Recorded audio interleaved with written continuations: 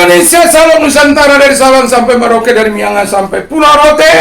Senang bertemu di sore hari ini bersama dengan bapak-bapakku, ibu-ibuku, saudara-saudariku, tante-tanteku, semuanya, rekan-rekan, sahabat-sahabatku, handai tolan, dan seluruh pemirsa. Tuhan Yesus memberkati di pagi hari, di sore menjelang malam ini. Tuhan Yesus memberkati. Doa saya kepada Tuhan, biarkan kita terus meyakini akan pemeliharaan Tuhan, perlindungan Tuhan dalam kehidupan kita.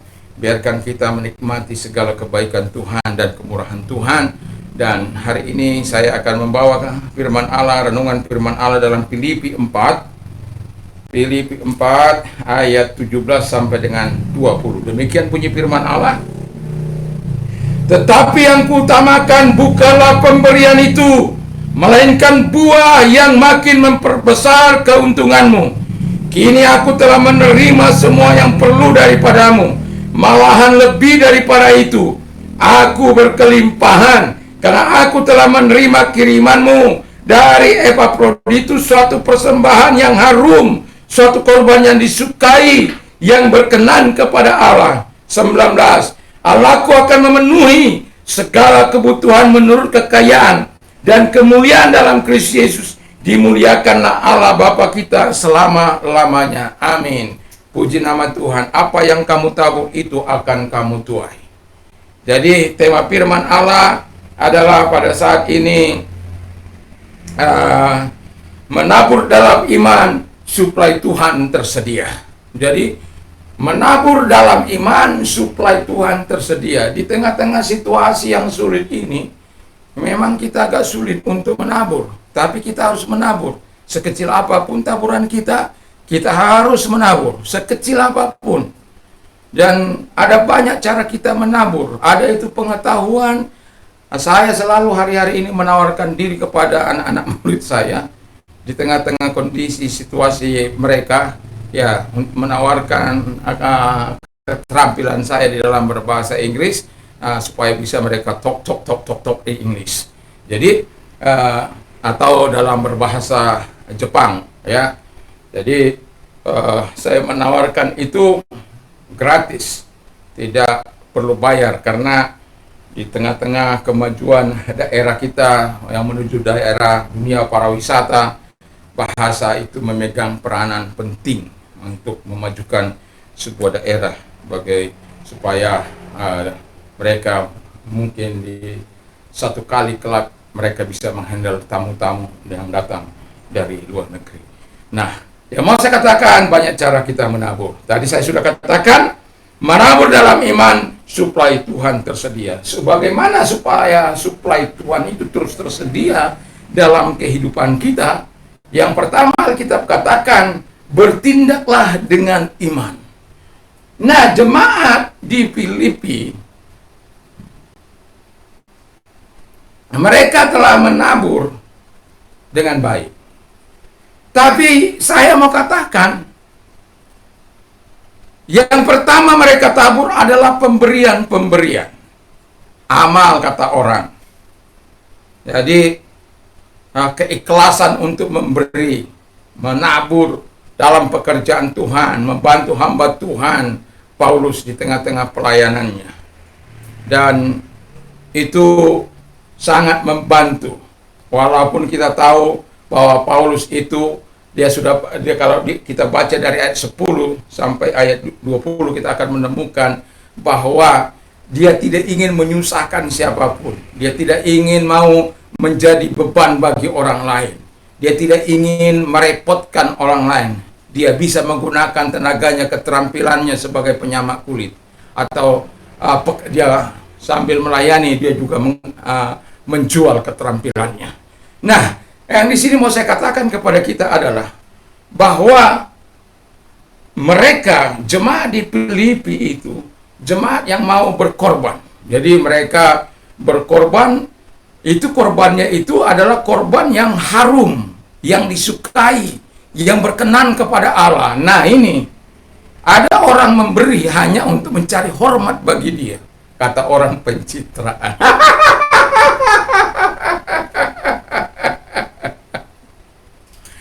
ada gubernur yang kalau dalam keadaan sulit yang tampil wakilnya, tapi kalau dalam keadaan yang dia dia yang tampil kalau untuk hal-hal yang demi kebaikan, reputasi. Anda sudah tahu lah itu. Ya, sampai Ferdinand Huta-Hayan bilang ya. Tapi sih kita mau bilang apa? Situasi dan kondisi yang tidak perlu kita untuk menabur itu, memberikan pertolongan bagi orang lain untuk pencitraan. Tapi kalau ada orang sudah berbuat baik, masih dicurigai, masih dengan alasan ini dan itu, apalagi dengan alasan agama, tetapi mereka tidak mau berbuat, walaupun atas mereka seharusnya berbuat dengan tindakan nyata. Saya seringkali bilang dalam pertemuan tokoh agama, seringkali saya katakan begini, orang Kristen itu yang namanya dia mengasihi, pasti orang yang mengasihi tidak lepas dari memberi. Orang yang memberi belum tentu mengasihi, tapi orang yang mengasihi sudah pasti memberi. Itu tidak bisa tidak. Karena kasih saya kepada masyarakat, saya membuka air 24 jam. Sana kasih saya kepada orang-orang yang tidak punya rumah, saya berikan tempat tinggal gratis.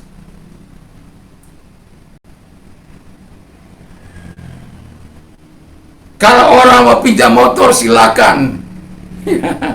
Karena kalau saya ini mobil belum bisa. Ya. Karena mereka harus mengganti yang sesuai dengan selera saya, bukan sesuai dengan selera mereka. Yang sesuai dengan selera saya. Kalau tidak sesuai dengan selera saya tolak. Sudah 3 kali. Saya mau katakan bahwa jangan hanya mementingkan diri sendiri. Ya. Mungkin dalam beberapa hari ke depan saya akan datang ke Polres lagi. Jangan sampai mereka hanya mau cari yang tidak sesuai dengan selera saya hanya untuk menghambat-hambat ya. Jadi tidak bisa itu. Jadi ada banyak mobil di showroom.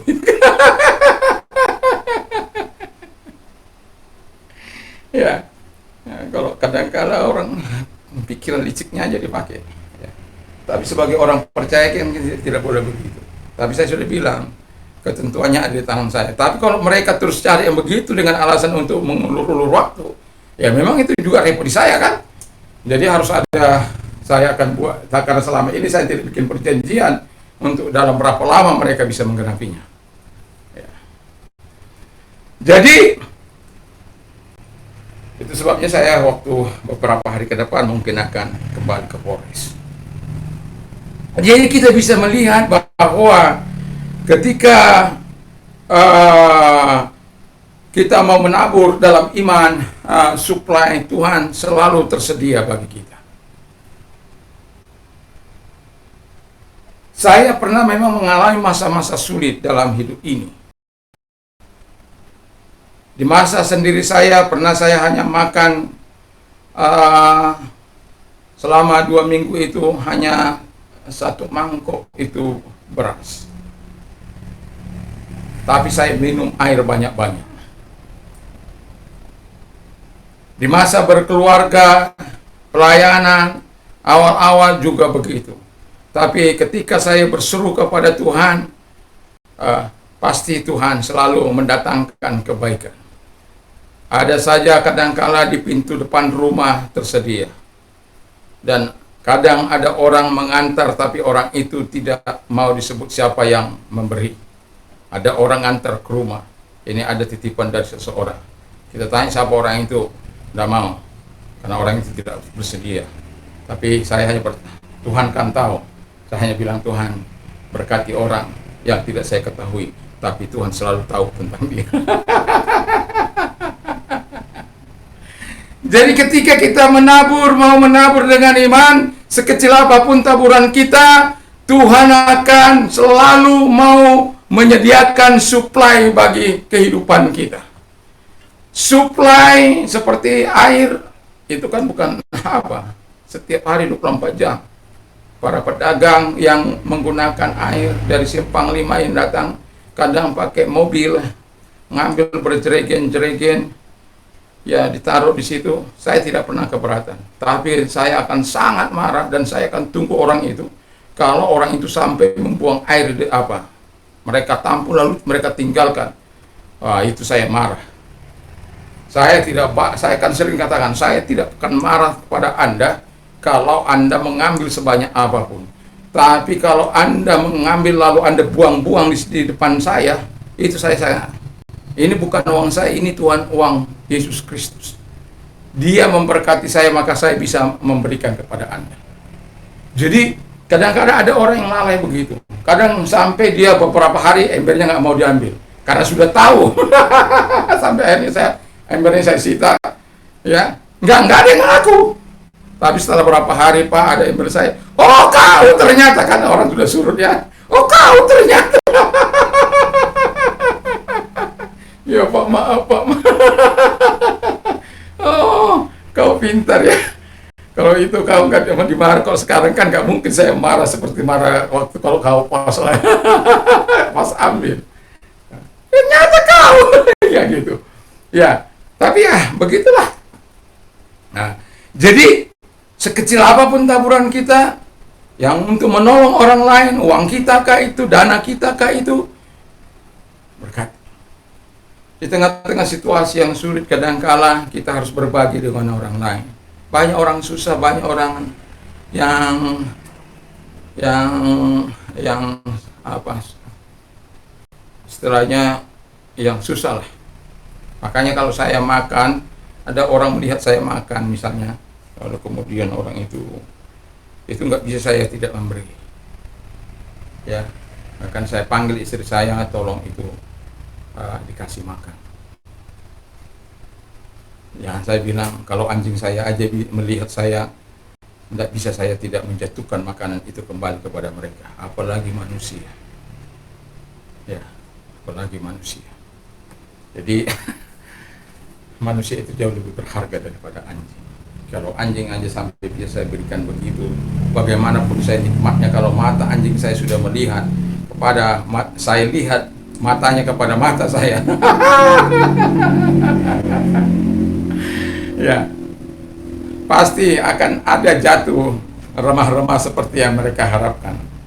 Jadi kita bertindak sesuai dengan iman, memberi, ya pemberian kita itu disukai, harum dan berkenan di hadapan Allah. Kalau Anda sudah tahu cara memberi yang seperti itu, maka itulah pemberian yang diberkati oleh Tuhan.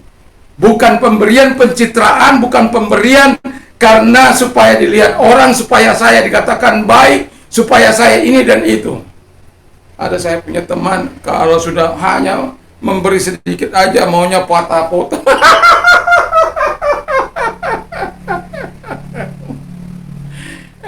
Kadang-kadang nggak uangnya juga patah.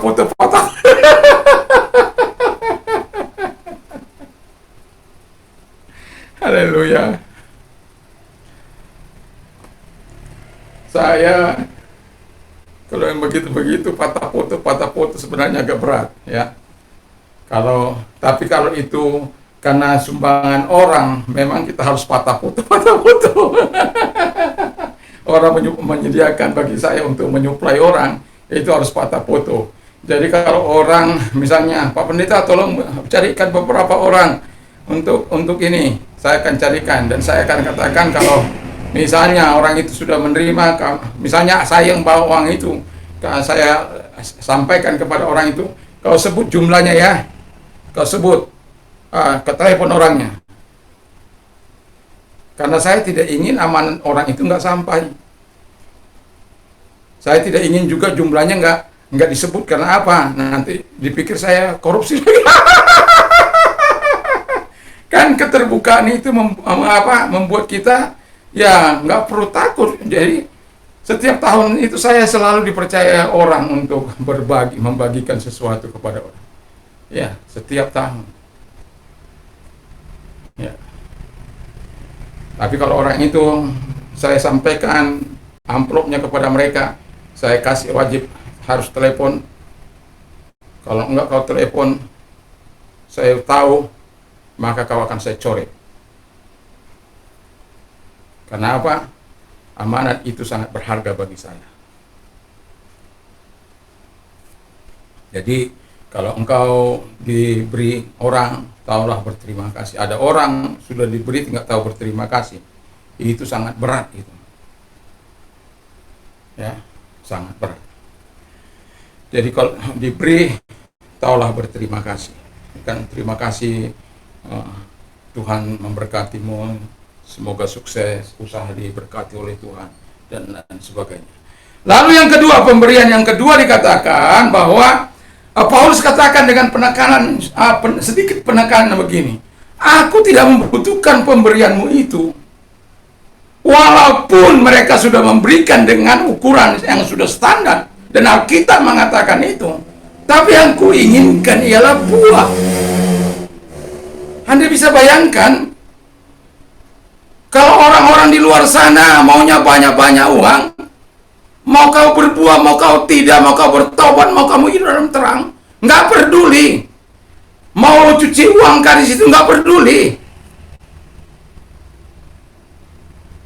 Tapi Paulus katakan, yang kuinginkan untuk membawa kepada keuntunganmu adalah engkau menghasilkan buah, buah pertobatan, buah terang, buah kasih, dan buah-buah yang baik. Sehingga betul-betul kita nantinya bisa memberikan itu karena Tuhan, bukan karena kehebatan kita. Kita tahu kita bisa melakukan itu karena Allah menyuplai, Allah menyediakan, Allah memampukan kita untuk melakukan pekerjaan kita, untuk melakukan apa yang dikehendaki oleh Tuhan.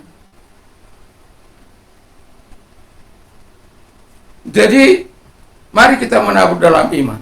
Dan ingat, suplai Tuhan selalu tersedia bagimu. Jangan takut untuk menabur. Selalu ada suplai Tuhan, selalu ada persediaan Tuhan. Dan Tuhan tidak akan pernah lalai untuk itu.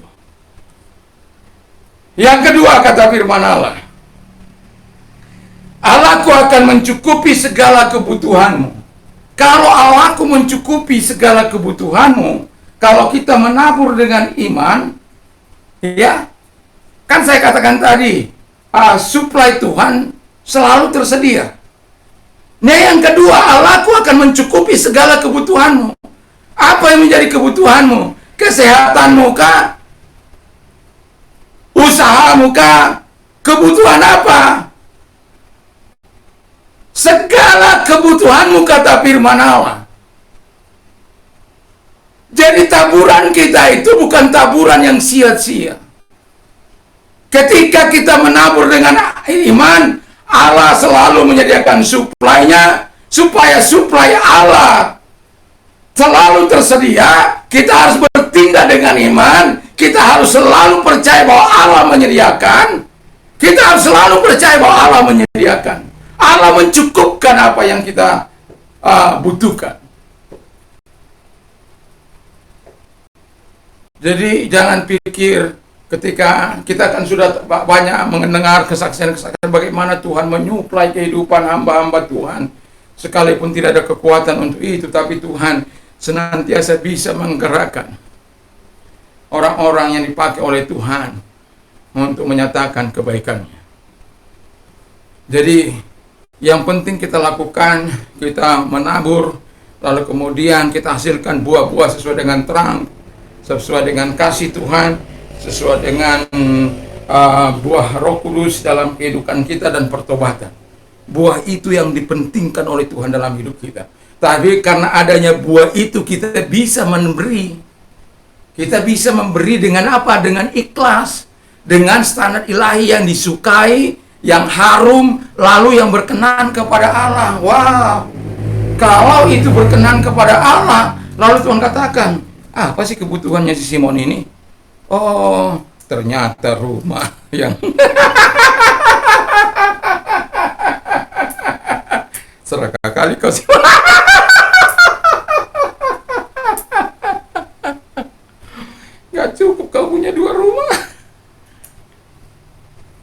Tapi ada alasan saya, dan Tuhan tahulah alasannya itu.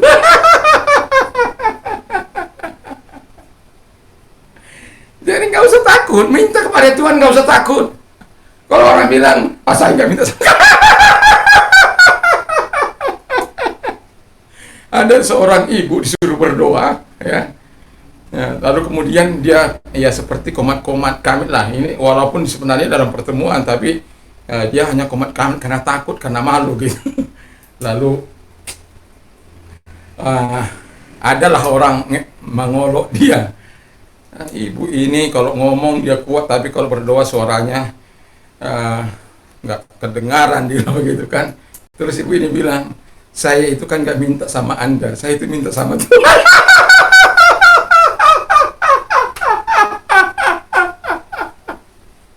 Jadi dia nggak minta sama orang yang ngolok ini, tapi dia minta sama Tuhan yang betul, dia minta sama Tuhan. Jadi walaupun komat kamit mungkin nggak diungkapkan, perasaan hatinya nggak diungkapkan, apa yang menjadi kebutuhannya, Tuhan sudah tahu. Dan kalau itu punya landasan kebenaran, maka Tuhan akan memenuhinya. Haleluya. Puji nama Tuhan. Haleluya. Puji Tuhan. Ya. Banggalah punya Tuhan itu. Sukacita, senang. Ada permasalahan, ada kesulitan, iya. Ada duri, iya. Ada onak, iya. Ada tantangan, iya. Tapi bersama dengan Allah, kita lakukan perkara-perkara yang besar. Bersama dengan Allah, kita kalahkan semua permasalahan. Kita tahu cara bagaimana mengatasinya. Haleluya. Jadi jangan stres, jangan sampai bunuh diri lagi. Jangan lagi sampai mempersalahkan Tuhan. Ya, Tuhan aku udah jengkang-jengking doa, sudah doa puasa. Tapi kenapa? Ada sebuah ilustrasi, tapi saya agak lupa ya. Tapi sebuah pohon bambu di Cina. Ini saya sudah lama jadi agak mohon maaf kalau ceritanya sedikit agak apa. Tetapi selama 4 tahun bambu itu harus disiram, harus dipupuk selama 4 tahun, ya 4 tahun, 4 tahun sampai hampir 5 tahun lah gitu ya. Jadi pertumbuhannya itu hanya sangat singkat. Jadi selama pertumbuhan bambu Cina ini mau melihat pertumbuhannya. Selama 4 tahun lebih itu kita nggak akan pernah melihat pertumbuhannya. Tapi setelah mau memasuki tahun kelima, jadi memasuki tahun pertengahan berikutnya, bambu itu akan sangat tinggi sampai 90 kaki. Anda bisa bayangkan pohon itu, pohon bambu itu, nggak tahu bambu apa namanya. Artinya yang ditulis yang saya baca itu katakan bambu Cina. Nah, apakah pertumbuhan bambu itu hanya dalam waktu katakan 2 minggu atau setengah tahun itu? Enggak, selama 5 tahun.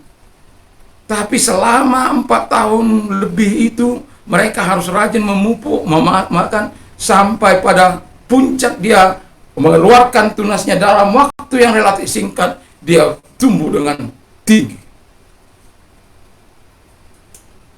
Mungkin dalam hidup kita itu seperti itu. Jadi kalau engkau berdoa, dia belum dijawab oleh Tuhan, teruslah berdoa, teruslah meminta, teruslah.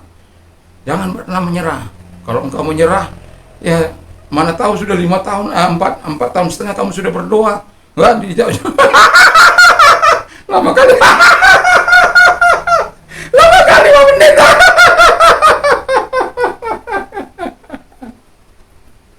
Haleluya.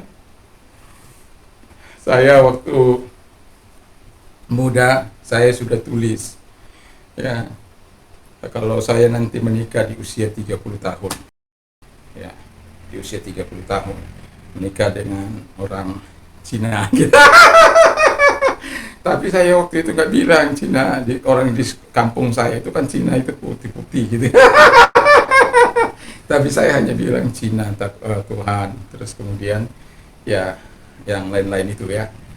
Nah, kemudian kan usia, saya kan katakan usia 30 tahun saya menikah.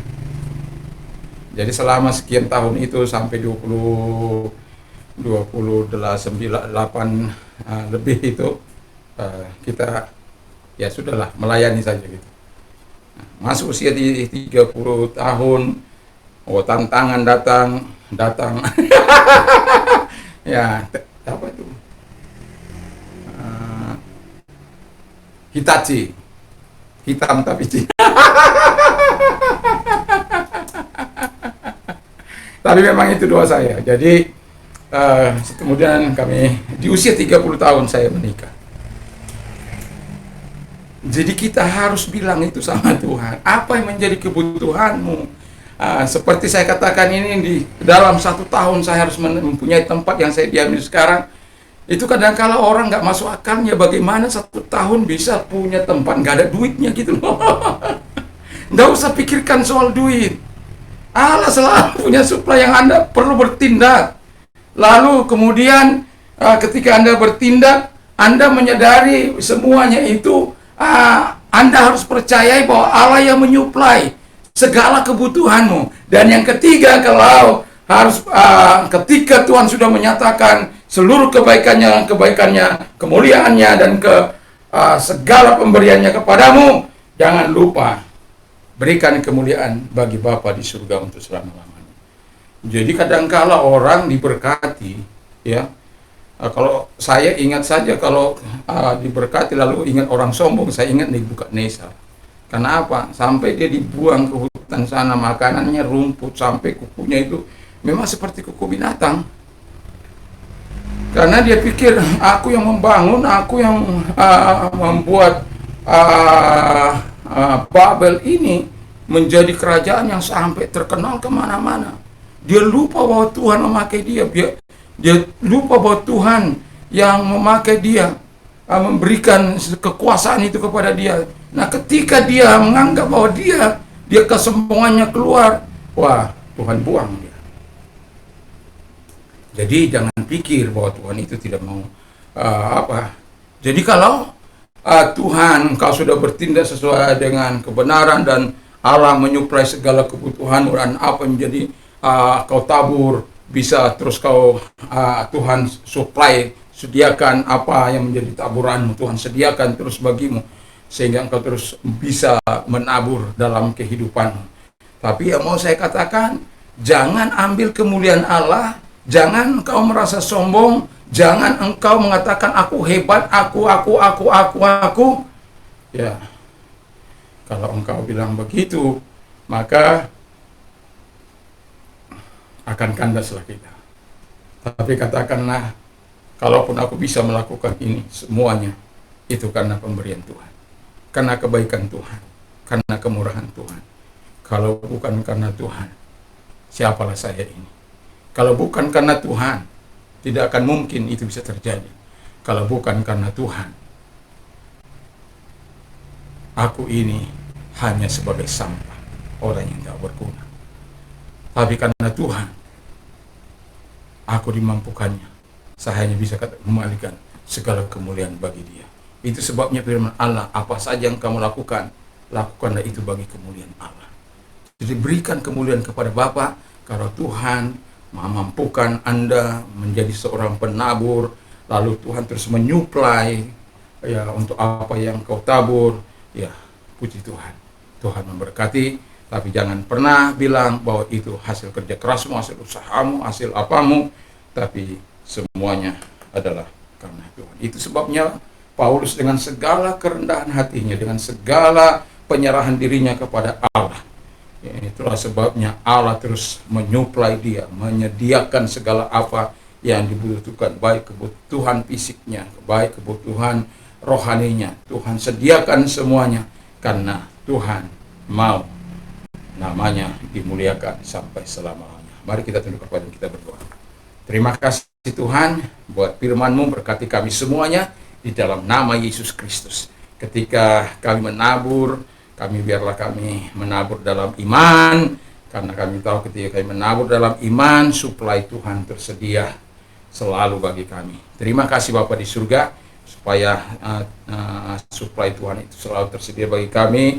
Kami harus bertindak dalam menabur itu, bahwa memberi, dan yang paling diutamakan adalah buah yang sesuai dengan kehendak Allah.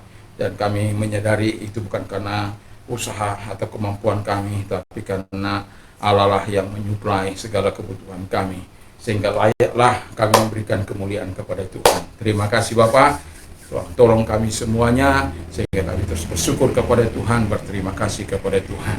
Dan orang-orang yang susah, Tuhan datangi mereka, Tuhan tolong mereka yang sakit, Tuhan datangi mereka, sembuhkan mereka dalam nama Yesus. Yang membutuhkan Engkau, ubahkan hidup mereka. Yang mau menerima Engkau, datang kepada mereka, nyatakan kemuliaan kepada mereka Bapa di surga, di dalam nama Yesus. Engkau Tuhan yang menyatakan kekuatan kepada mereka. Dan kepada orang-orang muda, Engkau bersahabat dengan mereka, ubahkan hidup mereka menjadi orang-orang muda yang tangguh, yang brilian, yang pintar, yang cerdas, yang takut akan Tuhan.